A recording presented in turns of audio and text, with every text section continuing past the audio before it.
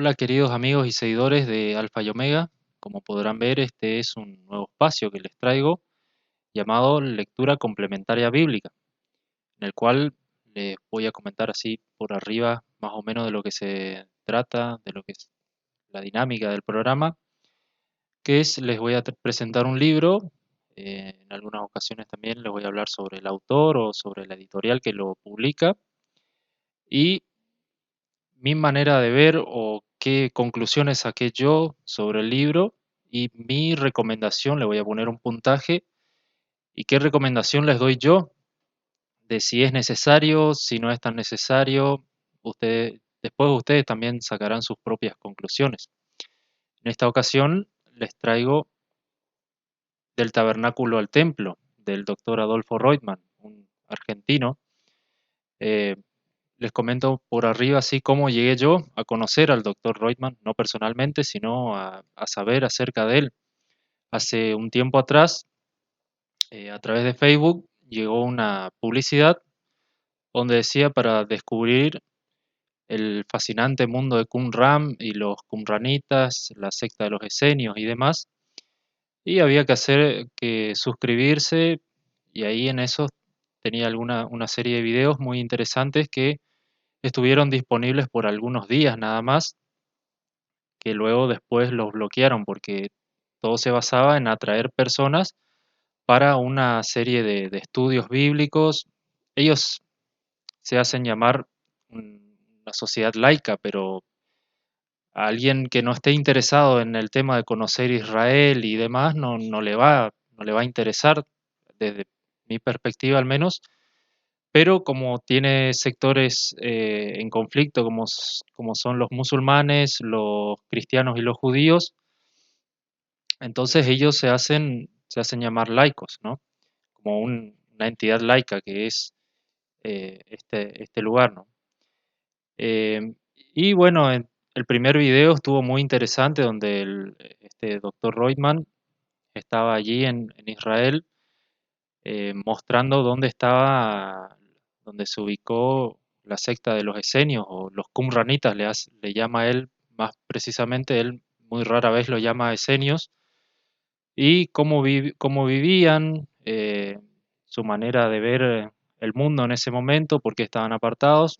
El video, la verdad, estuvo muy bueno, y luego hubieron otros videos y al final una charla donde había preguntas y respuestas con este doctor Reutemann, y luego hacían la publicidad de suscribirse para quienes podían pagarlo.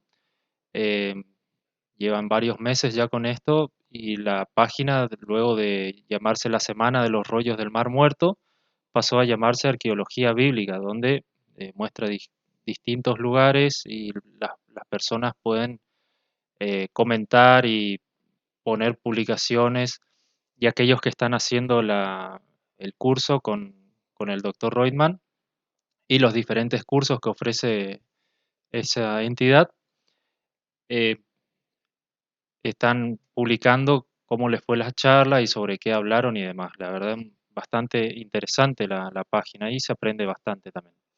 Bien, acerca del doctor Reutemann, es argentino, como les dije, nacido en Buenos Aires en 1957. Es un arqueólogo experto en religiones comparadas, escritor y conferencista mundial. En YouTube hay muchísimos videos acerca de él donde habla particularmente sobre la secta de los qumranitas, ya que es toda una eminencia desde ese lado, ¿no? Desde 1994 es el curador de la colección de los manuscritos del Mar Muerto y director del Santuario del Libro del Museo de Israel, desde donde impulsó la plataforma que muestra los manuscritos en línea por todo el mundo. Él en algunos videos hace hincapié en esto, donde junto con Google eh, hicieron esta plataforma donde digitalizaron todos los documentos, o la mayoría de los documentos y se puede ver en el estado en el que se encontraba, ¿no? Esto está publicado desde el año 2011, y le voy a dejar el, el link acá abajo en la descripción del video para que ustedes puedan verlo, puedan visitar. La página está bastante interesante, incluso se encuentra eh, un, el rollo de Isaías, el rollo más, más largo, más extenso, ya saben, el libro de Isaías es uno de los más largos del Antiguo Testamento, de toda la Biblia, y se encuentra, tiene aproximadamente 8 metros y está totalmente digitalizado y lo pueden ver ahí con hasta el más mínimo detalle eh, por esta iniciativa que hicieron junto con Google. La verdad, muy interesante de verlo. Em, Aparte del español, habla acerca del Dr. Reutemann, ¿no? Habla fluido inglés y hebreo, sabe muchísimo, la verdad, es una persona muy, muy capaz. Su primera obra fue en inglés, llamado Un día en Qumran, su secta y sus rollos, y fue publicado en el año 1998. En el año 2000 publicó Sectarios de Qumran, vida cotidiana de los esenios. Junto a otro autor escribió Visualizando el templo, rollos, piedras y símbolos en el año 2003. En el 2010 publicó Biblia, Exégesis y Religión, entre otros libros y artículos, y así llegamos al que nos ocupa, del tabernáculo al templo, sobre el espacio sagrado en el judaísmo antiguo, publicado en el 2016. Algunos de sus libros fueron publicados en inglés, otros en español, ya lo pueden buscar ustedes después.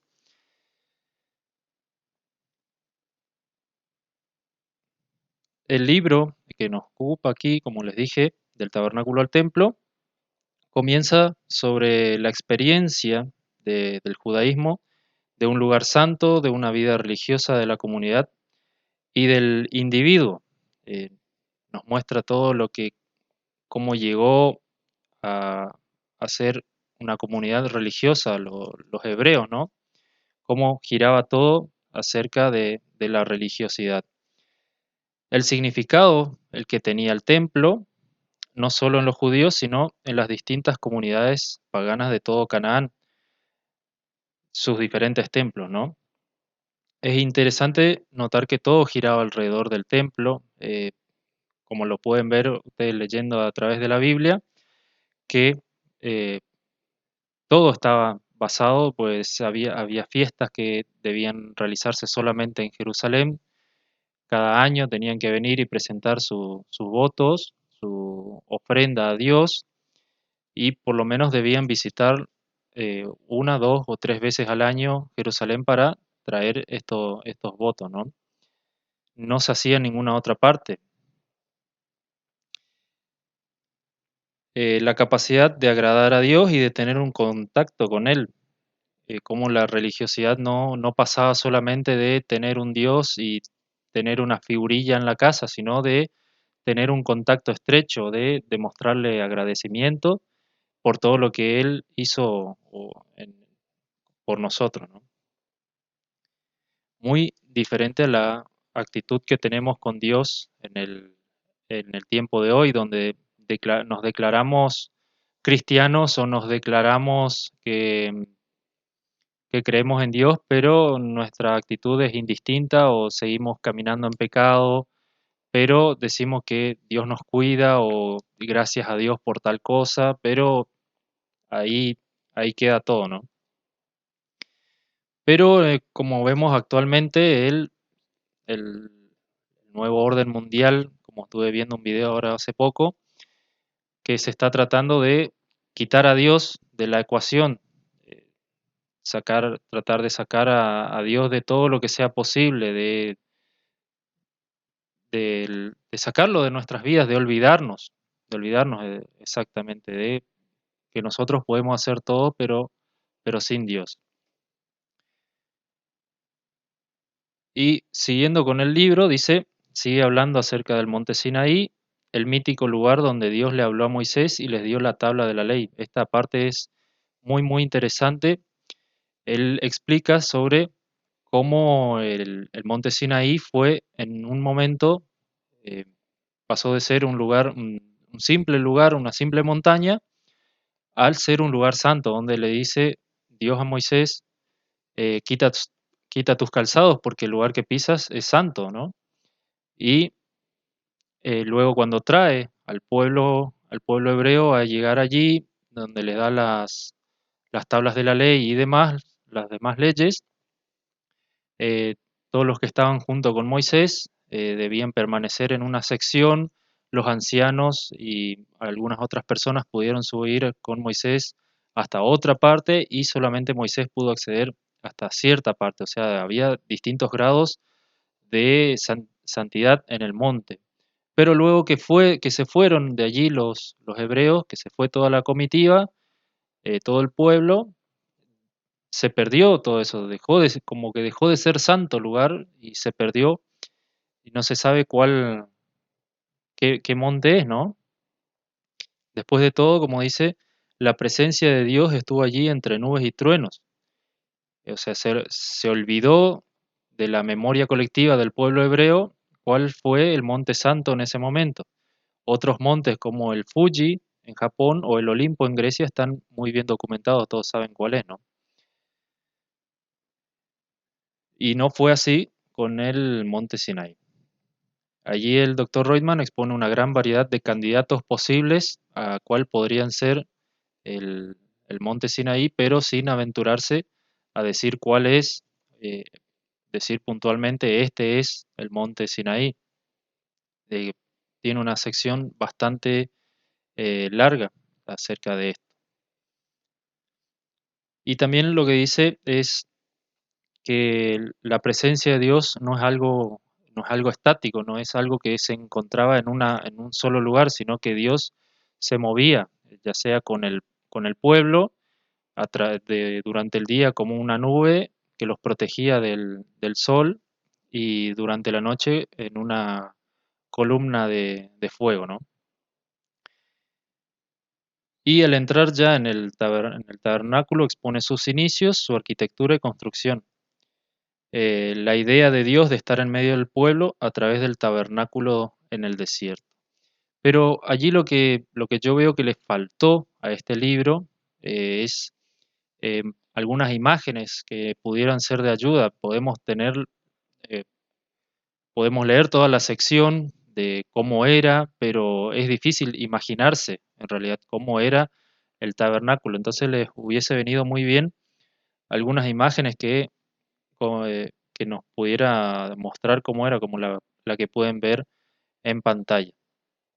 Pero al leerlo es difícil de canalizarlo o pensar esto era así o esto era sano. En este modelo del tabernáculo es palpable que Dios es un ser móvil y no estático, como les dije, como lo eran otros dioses paganos de los otros poblados, quienes debían ser llevados a andas, como ahora en la actualidad podemos ver, si bien a- a la Virgen María no la tienen como una diosa, la tienen como una santa, que es prácticamente lo mismo. La tienen en cada procesión, la tienen que llevar a andas, no se mueve, no habla, es solamente un ser de piedra o del material que sea, pero no tiene movimiento, ¿no? Pero la gente le sigue atribuyendo milagros y demás. Si bien Dios cuidaba el tabernáculo y en especial el arca del pacto, la presencia misma significaba que habría de tener temor y cuidado ante ella. El tabernáculo estuvo en diferentes lugares antes de establecerse finalmente en Jerusalén bajo el cuidado de David. Es así que el tabernáculo de Dios estuvo vagando por espacio de 400 años. Eso me llamó mucho la atención, que desde que fue creado en el desierto por los artesanos en el tiempo de Moisés, nunca tuvo un lugar fijo, si bien estuvo al cuidado de Samuel o de los diferentes sacerdotes, pero no tuvo un lugar fijo, una casa fija, hasta el tiempo de David o de más precisamente de Salomón, luego que fue construido el templo, ¿no? Bien, ya llegando al templo de Salomón, con su ubicación, arquitectura y simbolismo, obviamente el templo está cargado de simbología futura de la futura restauración de Israel eh,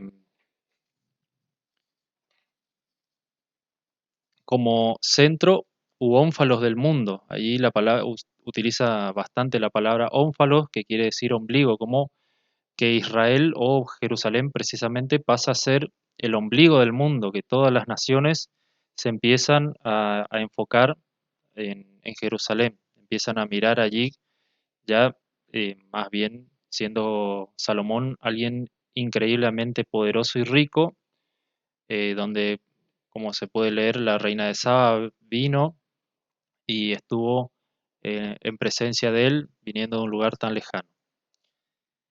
Y allí es donde empieza también mi desilusión acerca del libro. Pareciera que el autor pone en duda en ciertas secciones la palabra de Dios, como si fuese cierta fantasía o cierta eh, algo creado por el hombre, como otros libros, ¿no? Como si fuese que Dios no estaba detrás de todo ello. No estoy diciendo de todo el libro, de todos los libros, sino que en algunas secciones pone en duda, por ejemplo, de los libros de Reyes o de Crónicas, e incluso en el libro de Isaías, que ya llegaremos en su momento. Em, Allí empieza a decir como que Dios estaba en contra de que David creara un tabernáculo, eh, como que estaba en contra de que David le preparara una casa para morar. Eh, Unos pocos versículos más adelante le declara a David que que su descendiente, perdón, le habría de edificar una casa. Y en este sentido también se puede leer la futura participación del Mesías en la edificación misma. Puede leerlo usted mismo en los versículos 12 y 13 de aquí, de este capítulo. Luego, en pocas palabras, la división del reino para pasar a la destrucción y saqueo del templo por parte de los babilonios. Luego habla sobre la intervención de los profetas por elevar su voz en contra de la perversidad de sus habitantes y de cómo ello acarrió la posterior destrucción de la ciudad y los llevó al exilio. Eso lo hablan casi todos los profetas, por no decir todos, los profetas del Antiguo Testamento, Jeremías, Isaías, Ageo, Joel, todos ellos hablan acerca de cómo los habitantes debían em, arrepentirse de sus pecados y poner la mira de vuelta en Dios para que no le pasaran las cosas que le pasaron, ¿no? Eh, Luego dice, durante el exilio comenzó a fundamentarse la idea de un templo escatológico fundado por Dios mismo. Los judíos comenzaron con las sinagogas, algo que surgió de la necesidad de reunirse para glorificar el nombre de Dios en el exilio. Esto, eh, como nota al margen, esto no lo dice el libro, lo leí en otra parte, dice que el culto en una sinagoga se necesitan 10 hombres o como mínimo 10 masculinos mayores de 13 años. Las mujeres no cuentan. Esto me llamó mucho la atención. eh, no sé si en todas las sinagogas o en todas las ramas del judaísmo pasa lo mismo, pero me llamó mucho la atención cómo las mujeres en este caso no cuentan. No, no le voy a decir que sea una sociedad puramente machista, pero en un momento también, como las mujeres no participaban del culto o de exposición de la palabra, etcétera, se ve que las mujeres no contaban, entonces se necesitaban 10 personas o 10 hombres mayores de 13 años para que se pueda llevar a cabo una reunión. No estoy diciendo que para la fundación de una sinagoga, sino para poder reunir y alabar el nombre de Dios, ¿no? Si bien nuestro Señor Jesús nos enseñó que donde estén dos o tres reunidos en mi nombre, yo estaré en medio de ellos, ¿no? Justo con esto, junto a esto se suma el comienzo del Targum, es decir, las tradiciones orales de los judíos. Entre ellas se encuentran, por ejemplo, la tradición acerca de la elección del monte del templo como lugar de morada de Dios. En una sección del capítulo 4 pone en duda la veracidad histórica de la Biblia, aduciéndola que los copistas o los autores de los libros lo hicieron adrede para resaltar la imagen de, en este caso, Zorobabel y Josué. Me estoy refiriendo acerca de la construcción del templo, ¿no? Del segundo templo sería en este caso.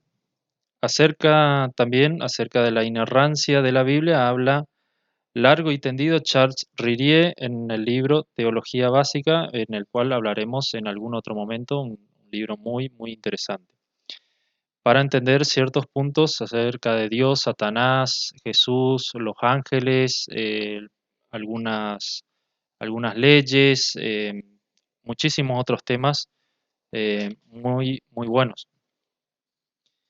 Al final del capítulo 4 expone acerca de la aparición del samaritanismo y su templo contrincante al de Jerusalén en el monte Garizim.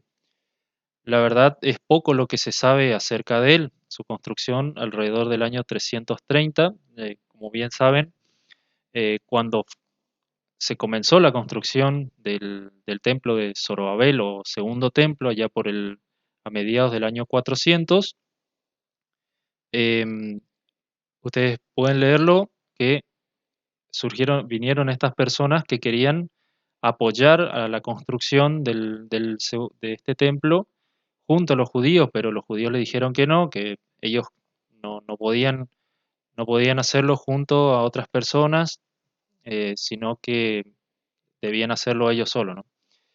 Y entonces como que se comienza con esa rivalidad. La construcción de este templo fue alrededor del año 330 y su destrucción eh, por parte de Juan Hircano I en el año 128 a.C. No se sabe ni cómo era su forma, ni las dimensiones, ni cómo era su culto. eh, Fue algo que quedó totalmente perdido. No se sabe nada, no quedó ningún registro de nada acerca de este templo, pero se sabe que sí existió, ¿no? Ya para el tiempo en que Jesús caminó sobre la tierra, tuvo su encuentro con la mujer samaritana, del cual su templo queda solamente el recuerdo, ¿no? Me llamó mucho la atención un detalle en el que cuando los israelitas estaban por poseer, esto es nota al margen también, no lo dice en el libro, eh, los israelitas debieron realizar una bendición en el monte Garizim y una maldición en el monte Ebal. Pueden leerlo ustedes en el libro de Josué, capítulo 8, versículos 30 al 35. Me pareció muy interesante de esa relación que tiene siempre la Biblia, ¿no? De llevarnos de un lado a otro y cómo el monte Garizim no era totalmente desconocido para los judíos también, ¿no? Y ahora pasando ya a la ampliación del segundo templo por parte de Herodes el Grande, el cual comenzó alrededor del año 22 a.C. y las obras finalizaron solamente 3 años antes de ser destruido en el año 67. ¿Recuerdan cuando los judíos le dijeron a Jesús que en 46 años fue edificado este templo y él les dijo que en 3 días lo levantaría? Bien, todavía faltaban casi 40 años eh, para terminarlo. Pero bueno, en el capítulo 6 se relatan diferentes templos que pudieron ser sustitutos o rivalizar con el templo de Jerusalén. Esto fue, eh, o eso fue lo que intentaron, ¿no? El que más me pareció llamativo fue el templo de Onías IV o templo de Heliópolis en Egipto, ¿no? Del cual hay una gran cantidad de literatura testimonial, el cual surgió, según lo cuenta el doctor Reutemann, de, porque este Onías, quien era sacerdote o sumo sacerdote en Jerusalén, fue expulsado, y ahí cuenta cómo fue que fue expulsado. Hubo un tema con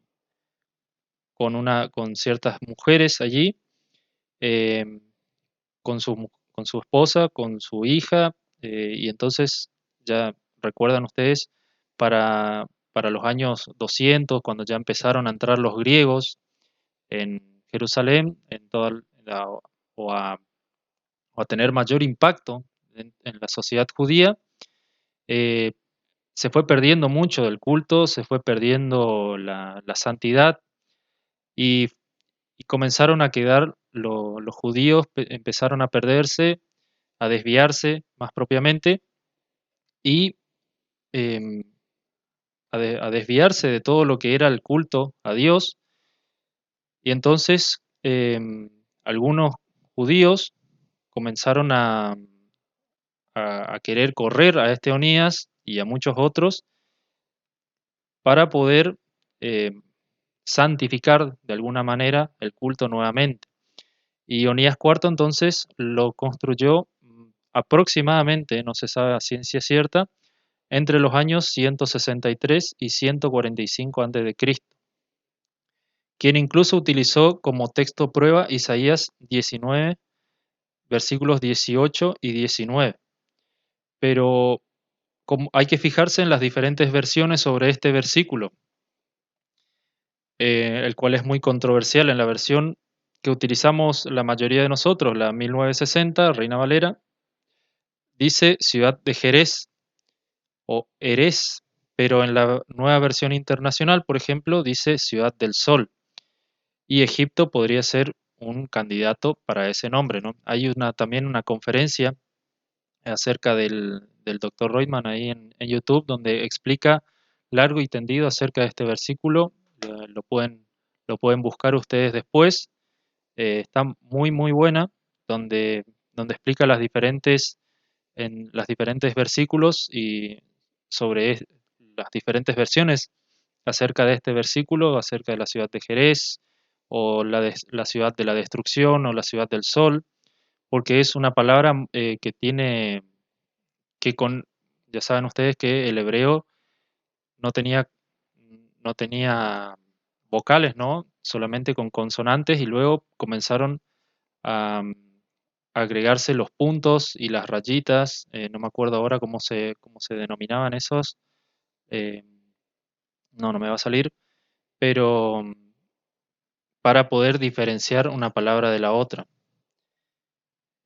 Luego, pero para ver cómo con una sola palabra o una sola letra puede cambiar totalmente el significado. Ya hay muchos también versículos controversiales en el Nuevo Testamento que por una coma también se puede entender eh, muy diferente. En el caso también cuando Jesús habla con el ladrón crucificado junto a él, por lo tanto te digo, hoy estarás en el reino de los cielos, por lo tanto te digo, coma, hoy estarás en el reino de los cielos y así sucesivamente, ¿no? Según Flavio Josefo, el templo de Onías fue destruido en el año 73 después de Cristo, por lo que estuvo en funcionamiento alrededor de 100 años, ¿no? De 200 años, perdón. Más adelante comienza con la especialidad del Dr. Reutemann, es decir, acerca de la comunidad de Qumran en los rollos del Mar Muerto, el cual ocupa un tercio del libro aproximadamente. En esta sección se explica cómo los qumranitas rechazaron lo que se hacía en Jerusalén y el templo, declarándolo que se había pervertido el culto original, cosa que era cierta, como les dije, también así lo fue en el tiempo de que Onías IV eh, fue expulsado. Los qumranitas se encargaban básicamente de mantener viva la palabra de Dios mediante copias de los libros de la Biblia e incluso había libros apócrifos y textos propios. Ellos mismos se creían seres casi superiores a los demás judíos y eran muy exigentes en cuanto a la aceptación de personas ajenas, aunque era posible entrar. Era una secta que se dedicaba al estudio, conservación y adoración a Dios, pero sin templo en el cual ofrecer sacrificios. Algo que también me llamó mucho la atención fue que, no voy a decir adoraban al sol, pero como el sol salía eh, por el lado del este, ¿no? Y llegaba antes que a Jerusalén, ellos a la mañana se levantaban a recibir y hacían como un saludo al sol, dando de espaldas a Jerusalén, es decir, como haciéndole la contra a Jerusalén. Si bien ellos conservaban todos los libros del Antiguo Testamento, de los demás, de los profetas, además tenían otra gran cantidad de libros propios, ¿no? Y A lo último del libro tiene una pequeña recapitulación del libro donde resume en pocas palabras el contenido de todo, ¿no? Y ahora les cuento mis impresiones, lo que me gustó y lo que no me gustó del libro. El libro en sí es muy interesante, cuenta muchas historias y apoyando siempre con una gran cantidad de literatura que lo respalda. Aprendí muchas cosas que no sabía, eh, la verdad que me gustó mucho, fue un libro muy enriquecedor, pero al mismo tiempo tiene una muy densa cantidad de notas al pie. Esto, la verdad, hace muy difícil la lectura, muy pesado. En algunas secciones incluso tiene más notas al pie que hojas en el capítulo. Tiene ir y venir, si querés leerlo, de detenerte y leer, eh, cuando llega la nota al pie, ir a buscar la nota, ir y venir, hace muy, muy pesado el libro, la verdad. Como le dije, tiene algunos capítulos que son más cortos que la cantidad que, que lo largo que tiene la nota al pie. Se pierde el hilo de la lectura, por ahí te perdés cuando tenés que volver. Eso es bastante difícil, pero es interesante, tiene mucha lectura de apoyo en las notas al pie y es muy importante leerlo, por supuesto. Y por esto le voy a poner al libro como nota solamente un 6. ¿Por qué solamente un 6? Por esto que les decía recién. El libro es muy interesante, pero hace muy difícil la lectura con las notas al pie. Eh, Ir y volver en todo momento es muy pesado, muy pesado. Y además, si no te interesa esta clase de cosas acerca de los qumranitas, eh, de los libros apócrifos, aprender un poco más sobre la historia, porque el libro en sí se llama Del tabernáculo al templo, pero solamente tiene una porción, no nos habla acerca de los sacrificios, cómo eran realizados, tiene una pequeña porción acerca de eso, pero muy, muy por arriba. Y, pero por eso digo que me decepcionó un poco este libro, como tiene algunas partes que él dice que la Biblia no es tan así. Igual lo pueden investigar ustedes mismos qué le parece, pero es mi recomendación hacia ustedes, solamente le voy a dar un 6. Es decir, como le dije, si no le interesa esta clase de lectura, porque es un libro básicamente académico, no es un libro religioso como lo que yo esperaba que sea un libro que exaltara las obras de Dios o exaltara como la magnificencia de Dios en construir el templo y construir el tabernáculo y llevarlo al pueblo hebreo hacia Jerusalén, hacia tomar la tierra prometida y luego construir el templo y cómo Dios los protegía. Pensé que era totalmente otra cosa el libro. Por ese lado me decepcionó, pero al mismo tiempo fue una lectura enriquecedora, porque tiene muchas cosas interesantes. Contiene, como le dije, tiene muchas citas bíblicas, pero contiene más notas al pie y, y más notas acerca también los rollos del Mar Muerto o de la comunidad de Qumran. Estos fueron mis impresiones, espero les haya parecido interesante. Vendrán más libros, es una nueva sección que le tengo preparada. Dios los pueda bendecir muy ricamente a ustedes, es mi deseo. Hasta la próxima.